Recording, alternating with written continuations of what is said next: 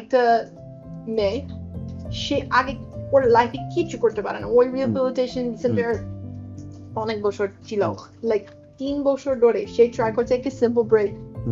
So একটা simple bread থেকে সে প্রত্যেক দিন ট্রাই করছেন, কিন্তু দিন শেষে গানা খাচ্ছে।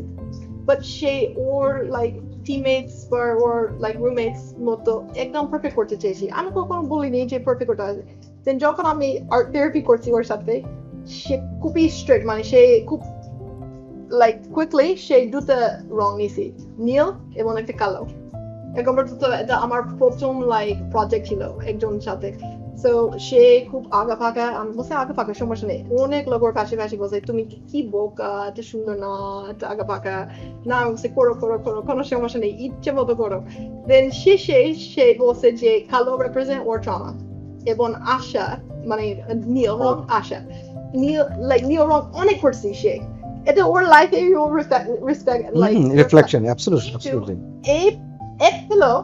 এক পেলো পরে সে ম্যাক্সিমাম যে কঠিন বা কষ্ট বা ইজি সে সাপ করতে পারে সামনে দিন।